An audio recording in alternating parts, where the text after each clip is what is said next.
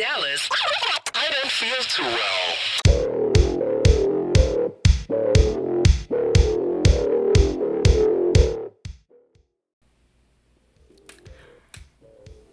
Hello everyone.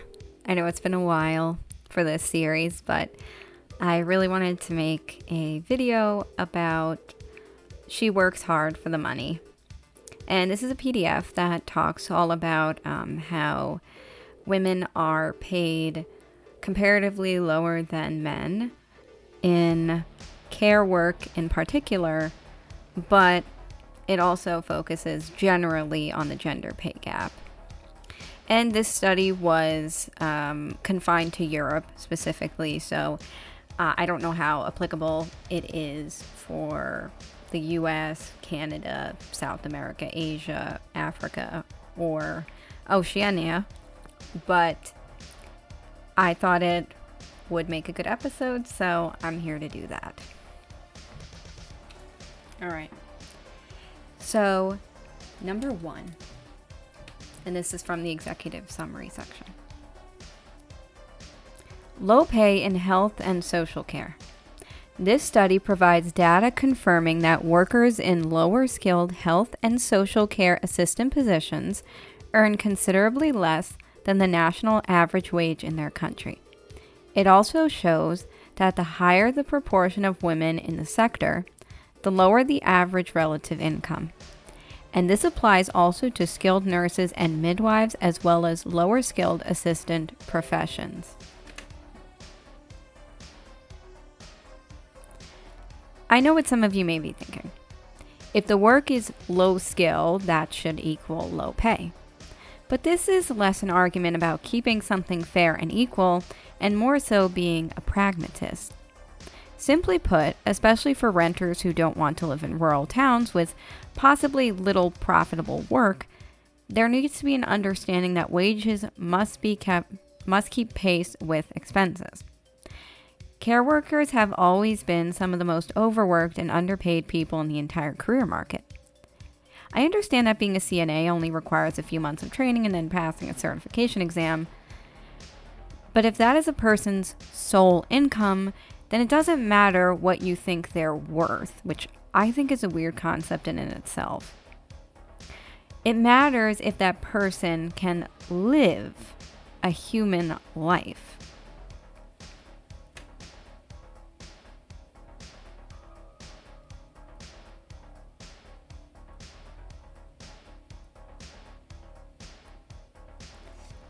Number 2.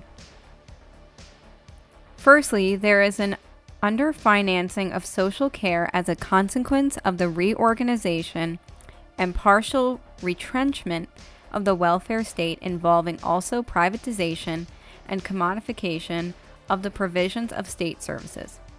Secondly, the employee's relative power in wage negotiation is weaker than in other male-dominated sectors. And thirdly, low wages in the health and social care sector result from the undervaluation of female work. Think of it this way. When women, especially immigrant women, were really only allowed to work if poverty was a concern, then we can understand why pushing the role of caretaker more and more into the private sector fails us as a whole. Women already supply most of the child care roles, whether as parent or as daycare worker or as babysitter.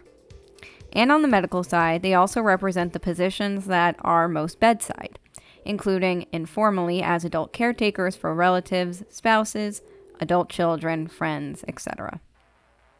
Whilst nurses have historically good unions, this does not mean that the other care workers who perform less desirable jobs also receive this privilege. And the caring professions are still, to this day, seen as feminine work because women are somehow imbued with the caring gene from birth, which honestly makes no sense.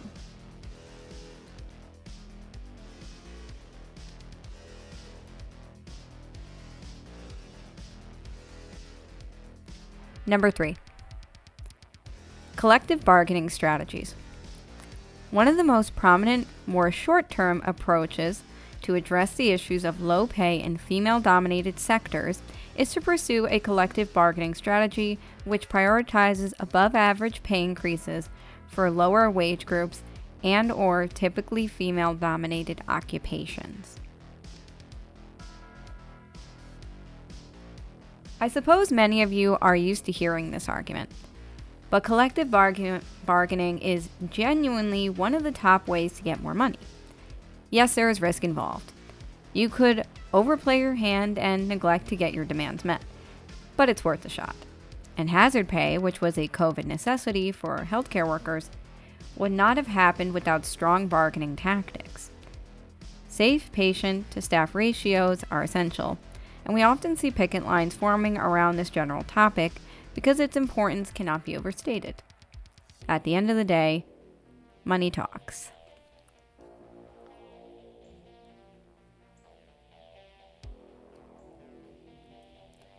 Number 4, addressing undervaluation of female work. At the heart of the phenomenon of low pay in female-dominated professions lies the cultural undervaluation of female work. This refers to insufficient recognition, appreciation, and remuneration of the skills and tasks related to the work performed in female-dominated occupations. Here the response is about explicitly addressing the root of the problem by changing the public perception of the work performed in female-dominated sectors like health and social care.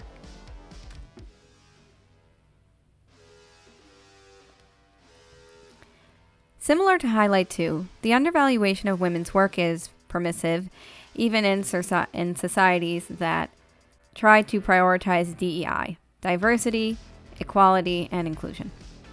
I guess I'll soapbox for a minute about equality. Equality doesn't work all the time because equity is a better fit in some situations. We may not all have the same needs, so we need to adjust our brains to think in terms of an individual or group-specific needs versus another's unique needs. For example, an adult and child do not ride the same bike. They wouldn't be able to reach the pedals or sit in the seat comfortably. And in some situations, women should not be used for tokenism.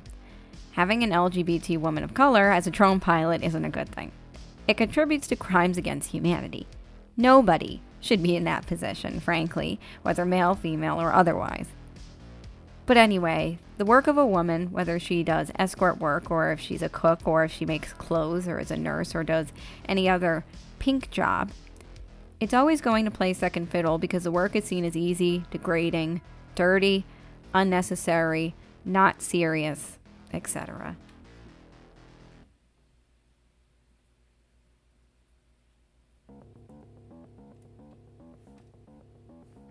From the introduction section. Number 5.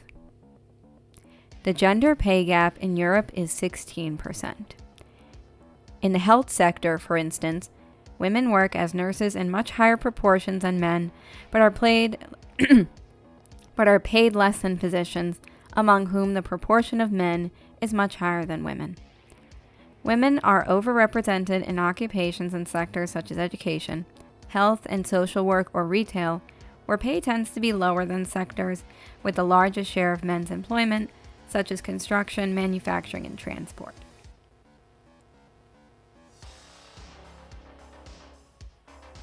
I can see where this might get tricky. Of course, you would say physicians make more money than nurses because their scope of practice is wider, their work more intense, and their hours demanding, as well as the training needed to be a physician. Regardless, female physicians are more likely to enter specialties that don't pay as much. Pediatrics, OBGYN, and we could see a little bias here, I'm sure. Preventative medicine, epidemiology and infectious disease, and dermatology.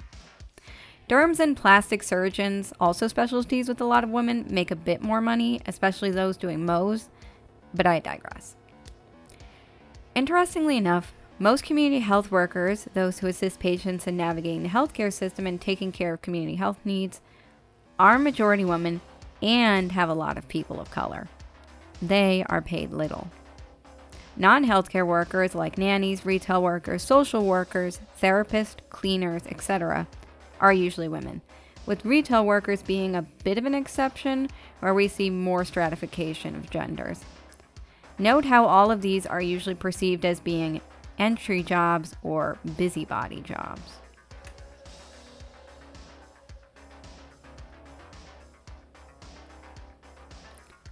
Number 6. Furthermore, the feminization of occupations which were previously dominated by men, such as bank cashiers, clerical workers, and teachers, has often been associated with the lowering of pay and status of those occupations.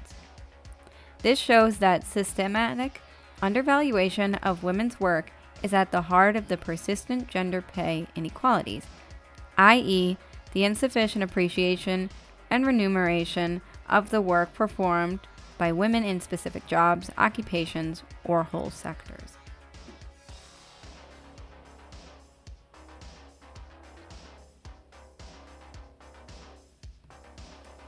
I find the example of the feminization of teachers very interesting. It's particularly interesting when you consider that women are more likely to be present as, you guessed it, teachers of kindergarten, elementary, and middle school students. I didn't even have a male teacher until 5th grade. And consider this. Women had to leave their teacher positions once married or pregnant not so long ago. Clerical workers are possibly the most interesting. When you walk into an office, tell me you wouldn't be surprised to see a man working as a secretary. Yeah, wonder why. Maybe it's because women were pigeonholed into these low-level, low-paying positions because they were easy and presumed to be for stupid people who could type. Women used to have to take typing classes in school specifically so they could use this as a clerical skill. It's helpful, but the unequal treatment is a little off-putting.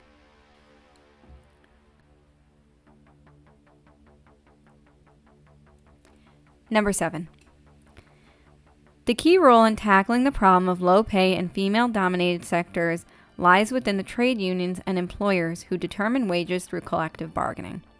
This is why the focus of the study is on trade union initiatives to raise wages in health and social care through collective bargaining, legal measures, or pushes for state support.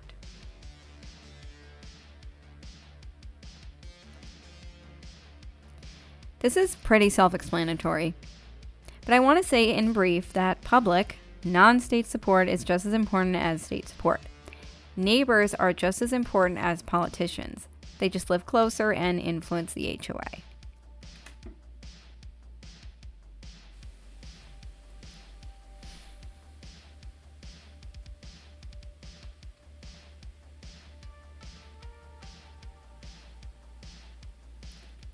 Section 2. Setting the scene. Pay and employment in health and social care.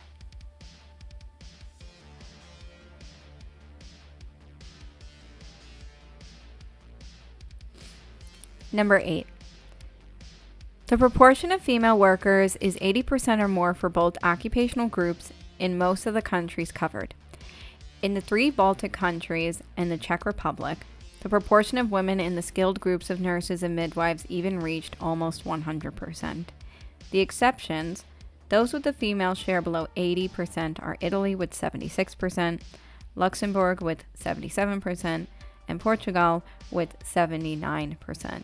In the groups, skilled occupations, and Greece, 78%, and Hungary, 70% in the group of less skilled assistant occupations.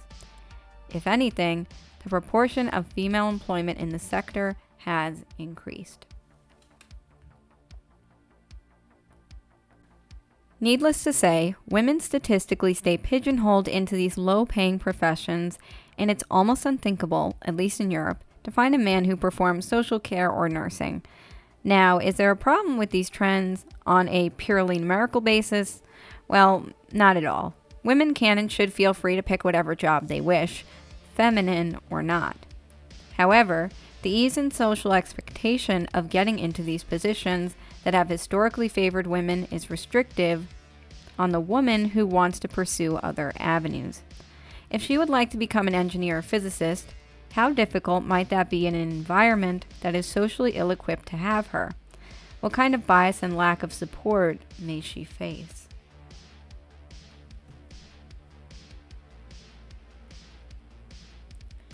Nursing and care workers' pay. Number 9.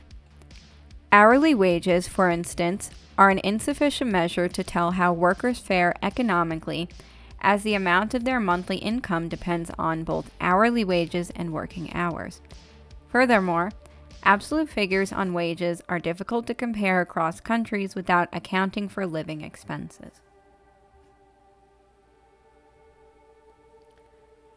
Living wages are not necessarily equal across the board, precisely as the text says, because living expenses are not equal across the board. We don't expect to buy mansions, but paying half your income every month to rent, or not being able to afford childcare, or having to utilize supplementary income via SNAP every month in some of the comparatively most affluent countries in the world is just appalling. Hourly wages are just that, money made per hour. A worker can have a relatively good hourly wage, but be beset by problems in the workplace and experience burnout. Compassion fatigue is a good example of this. Just because you make a decent wage, if you even do, does not negate the emotional burden of care work, and it's not the price to pay either, as some people might think.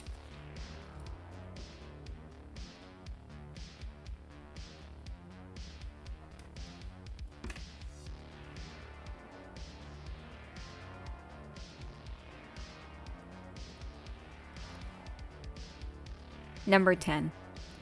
Figure 4 illustrates that the relative income of health and social care assistants is below the respective country median in all the 20 EU countries for which data is available. The only exception is the Czech Republic, where the relative income of health and social care assistants correspond with the median. While most of the countries are located in the 4th decile, the relative income of assistant health and care occupations in Estonia and Latvia are even lower and are located in the 3rd decile.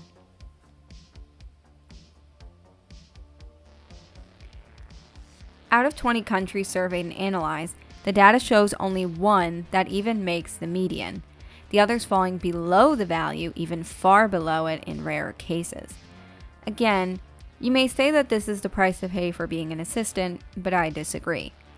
When you make below living wage for your area or your life expenses, or what have you, you may be forced to either work more at your current job or get a second source of income. Also, I would once again like to emphasize that people in care assistant positions may be informally pulled into caretaking roles at home, especially in less egalitarian societies.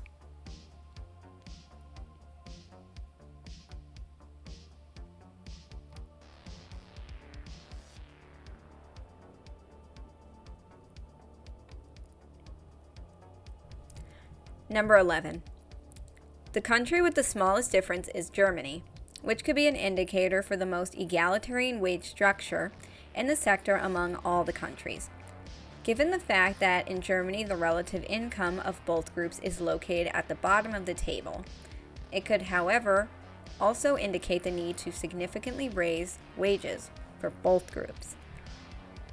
It shows that for both skilled and less skilled care workers, the correlation line points downward, which means that nurses and midwives, as well as health and social care assistants, have lower relative incomes on average when more women work in these occupations. Figure 5 thus confirms that the proportion of female workers in the two occupational groups is an important factor explaining low pay in the sector as a whole.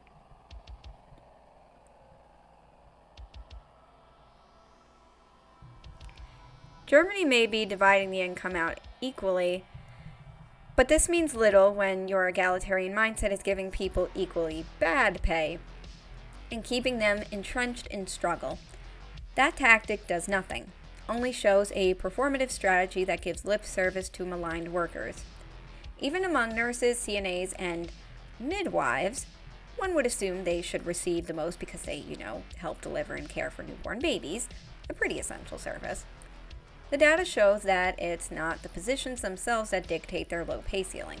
It's the presence of women in the sector.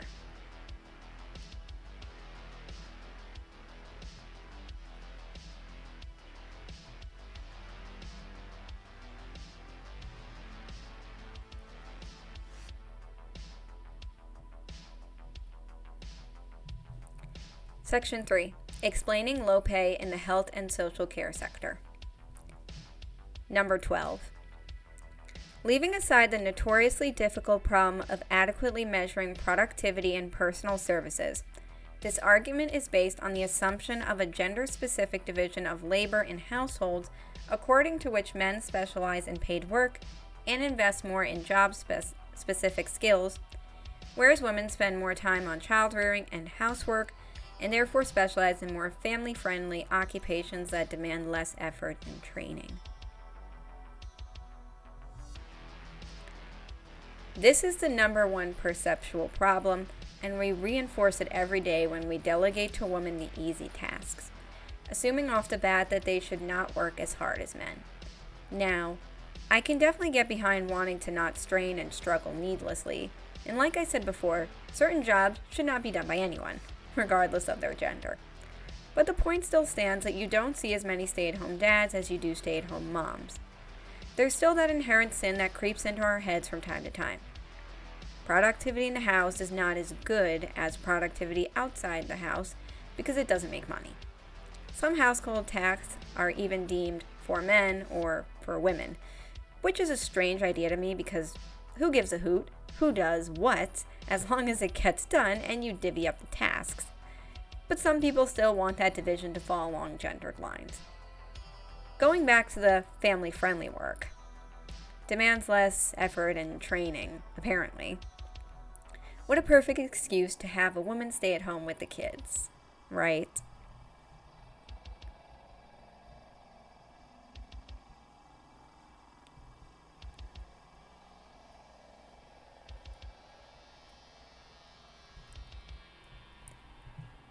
Number 13.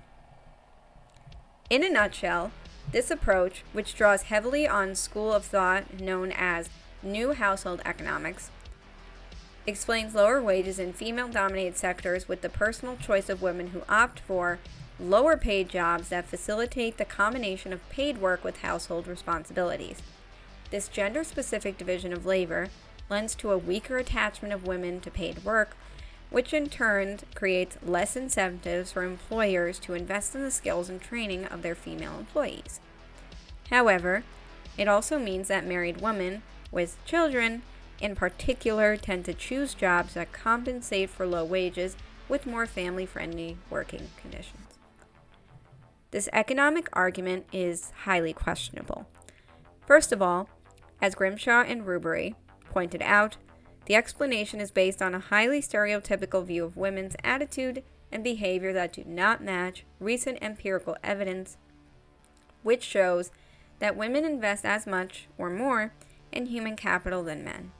Thus, it is difficult to sustain the argument that women freely choose not to maximize their potential or their monetary return in the labor market, even more so since the whole notion of difference in preferences was introduced to explain why women invest less in human capital than men.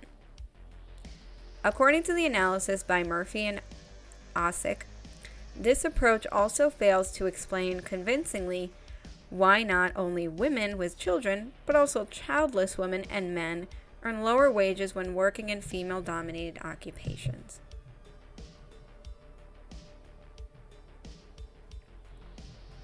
Similar to point 12, antiquated and never quite true philosophy deigns that women want jobs that allow for child-rearing. And while this may be true for many women, it is not a whole truth. And in the United States or countries where paid parental leave and even maternal leave are inadequate, people simply cannot have children and work without a pretty comfortable income. And even then, imagine thinking any job, perhaps besides teaching, offers any sort of extended holiday season. Nurses don't get to take 2 months off out of the year. Cleaning ladies don't, secretaries don't, nannies don't, retail workers don't. So the myth that women have any sort of squeeze room to do both household chores and work when they're dead tired on their feet like everyone else is stupid. Not investing in training a woman because she might get up and get pregnant is just stupid. Her loyalty is the same as any other rat trying to get some cheese. Why would women just choose not to opt into the benefits of a more stable, secure, well-paying job? Childless women also earn low pay, and so do men in female-dominated workspaces. I think something's afoot.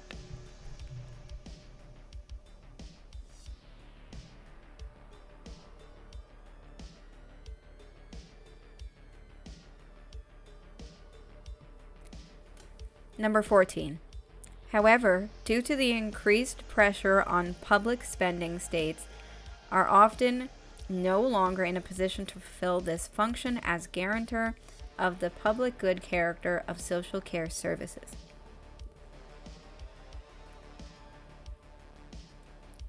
From an industrial relations perspective, low wages in the social care sector are linked to the employee's power position in wage negotiations, which is weaker than in male-dominated sectors.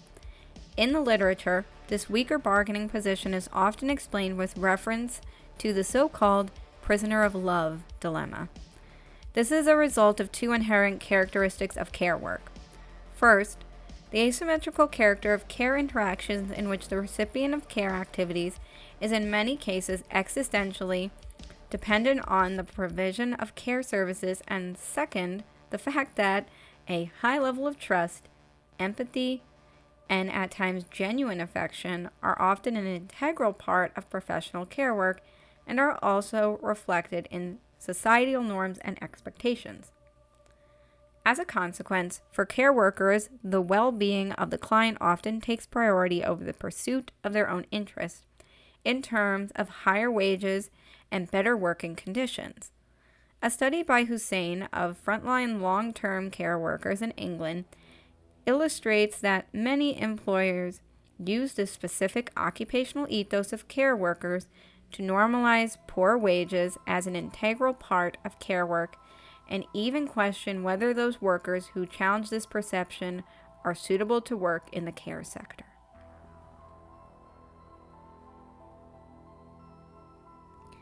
I see the prisoner of love dilemma as possibly the main cause for this chain of abuse that care workers have to endure. You know the patient or client depends on you to get themselves even remotely close to being okay. Sometimes it's not that severe and it's just an in and out thing. But in any case, you feel responsible, compelled by either your job responsibilities or your morality to take care of the person under your temporary care. When management starts to act up, you think, I can't abandon my patient or client. And that's the trap. Management knows you don't want to look like the bad guy, but the propaganda you see from anti-union people doesn't convey the fact that hospitals always have a full staff on service and get travelers to fill positions when employees go on strike. Nonetheless, it's still a huge barrier for some people, although I see more and more that people are advocating for themselves first and putting their need to live a decent, healthy life ahead of possible guilt tripping. Good for them.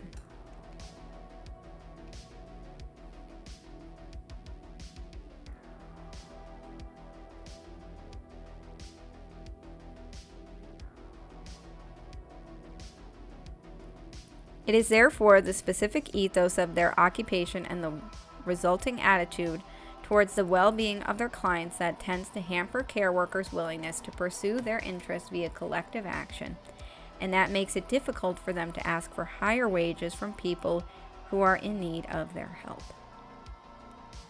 That was supposed to go with number 14. Sorry, I forgot to read that one. Number 15. The current, mainly cost-driven reorganization of care work violates care workers' occupational ethos in two respects. First, budget cuts and the intensification and rationalization of care work leads to a situation in which care workers feel they cannot perform their job in a way that ensures the well-being of their clients. Second, the growing discrepancy between rhetorical acknowledgement of the significance of care work and the actual financial reward creates a feeling of being treated unfairly.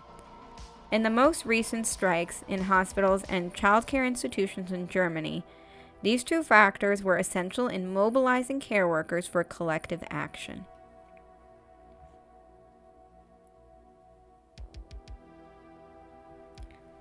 This point relates back to the previous point. The ethics of care workers everywhere are being compromised because they live in a cost-driven world that doesn't value the work of the heart. I know that sounds super maudlin and romantic, but in a way, it's true. We constantly cry for our healthcare heroes, but their pay isn't what I would call frontline.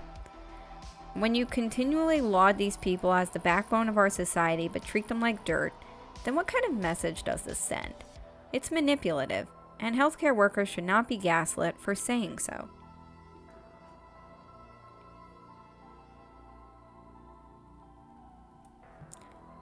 Sociological arguments. Number 16.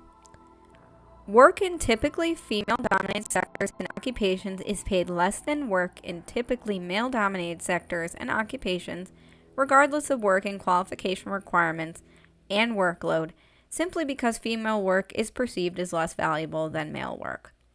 The first factor here is the assumed link between social status and occupational and skills categories, according to which the pay level attached to a job and occupation reflects the status of the occupant of the job.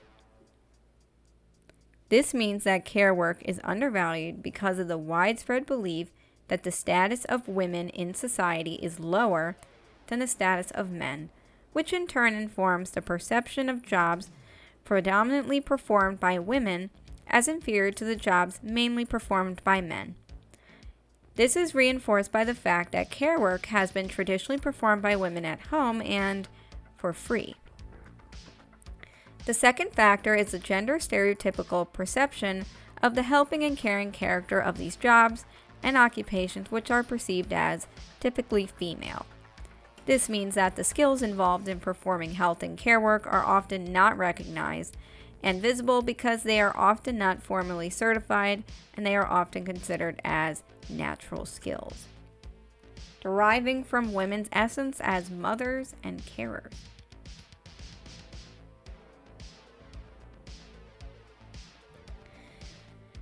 There it is. The quiet part has been said out loud.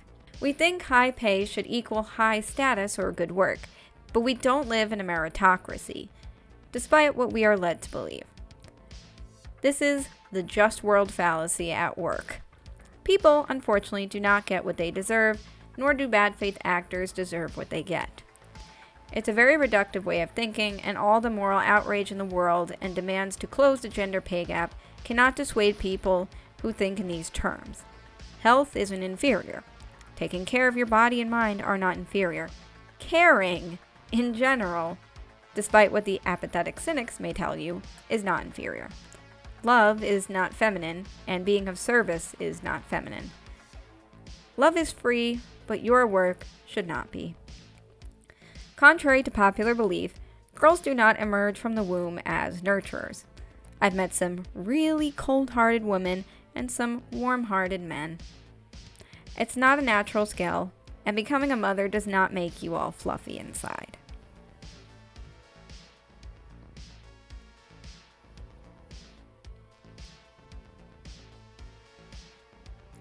Section 4. Trade union strategies to tackle low pay in the health and social care sector.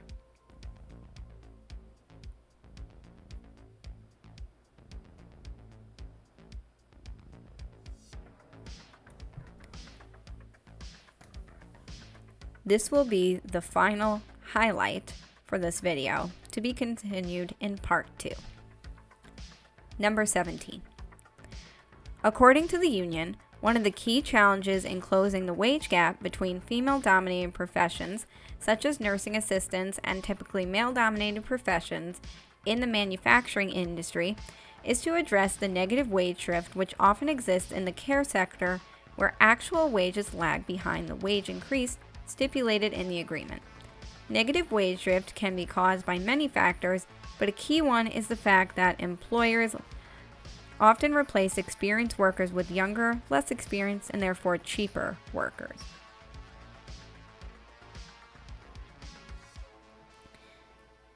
This one is pretty clear. Wages don't keep up with the promised increases. It's like waiting for Godot. He's symbolically just supposed to be the personification of hope, but he never arrives and we get a Tom Stoppard existential show instead of any real progress. We see ageism at play. In this case, you pay the new employees less simply because they don't have the experience and haven't earned their stripes, whatever that means. I personally think it's an excuse to save money and keep the union on tenterhooks. which in turn makes the union leader seem ineffective and breeds resentment, thus giving a win to the higher-ups. Well played. Alright guys, that is it for this video. I will see you next time for part 2 of She Works Hard for the Money.